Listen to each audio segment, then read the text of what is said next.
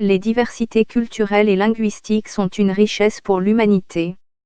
Elles sont célébrées par le monde entier, sous l'impulsion de l'UNESCO, ce 21 février, Journée internationale des langues maternelles. Mais dans nos vies de tous les jours, nos langues maternelles ont-elles vraiment de l'importance et à quel point nous sont-elles utiles? La question se pose d'autant plus qu'en Afrique, un continent où le français, l'anglais et l'arabe sont, très souvent, utilisés comme langue officielle ou langue des affaires. Sur le continent, l'apprentissage des langues étrangères, et cela, dès l'école maternelle, est à la mode depuis quelques années, dans plusieurs pays. Nous avons demandé de partager avec nous votre expérience. Est-ce que la maîtrise de votre langue maternelle vous a déjà sorti d'une situation compliquée ou vous a aidé? Ou bien le manque de maîtrise de votre langue maternelle vous a-t-il bloqué dans certains aspects de votre vie? Abdoul Sal, ma langue maternelle pulaar me sert de levier dans l'exercice de mes fonctions d'enseignant. J'en fais recours pour mieux étayer mes propos dans des situations d'apprentissage de la langue française. Mmalabwe Ishingiala Séverin, j'aime beaucoup ma langue maternelle. Le kimbang m'a beaucoup servi quand j'étais arrivé en Tanzanie 2002 à Kalalangabwe. Je ne savais pas où j'allais passer la nuit, mais dès que j'avais crié Manawa, les vieux qui étaient aux alentours sont venus me voir parce qu'ils ont entendu que nous parlions la même langue. Conlan Bernard Weleut, ma langue maternelle m'a sauvé un jour. C'était un mardi, j'étais allé à une banque de la place pour retirer de l'argent.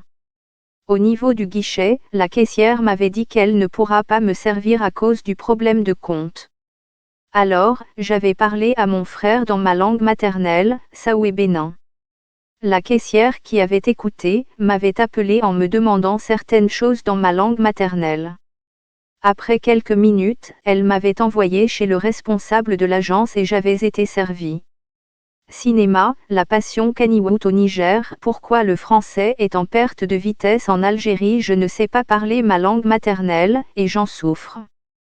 Ouattara Aboubakar, un jour, lors d'une mission dans mon équipe, il y avait des anomalies dans les fiches, des anomalies que moi je ne voyais pas, alors celui qui parlait la même langue maternelle que moi voulait m'expliquer ce qui n'allait pas, mais je n'ai pas pu décoder le message et en fin de compte, je me suis fait avoir.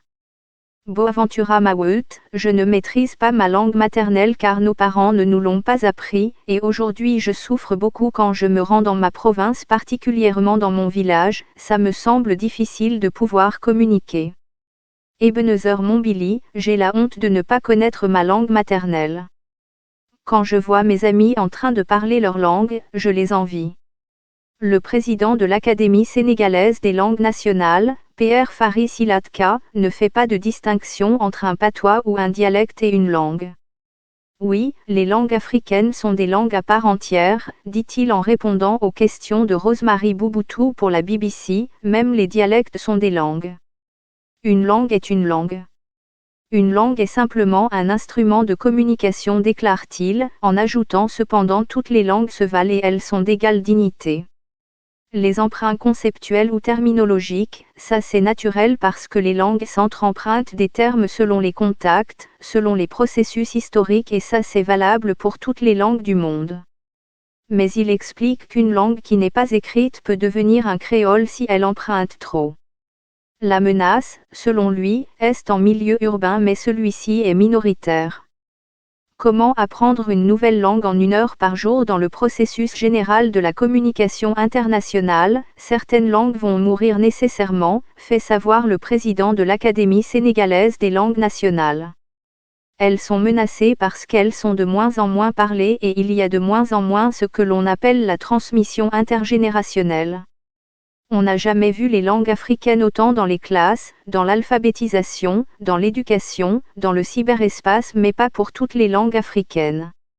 Les gens écrivent des livres, des manuels scolaires, etc. et sont fiers, surtout ils n'ont plus le complexe de parler leur langue. Il y a combien de langues africaines? L'estimation du nombre de langues africaines est très complexe. Les ethnologues de l'UNESCO estiment qu'il y a quelques 6000 langues dans le monde et le tiers en Afrique, soit 2000 langues.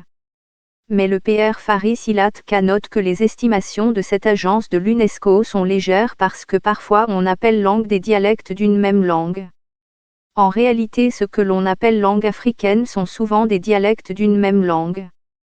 Peut-être les 2000 langues africaines seraient divisées par 7 ou par 10, ce qui nous amènerait à 200, conclut-il.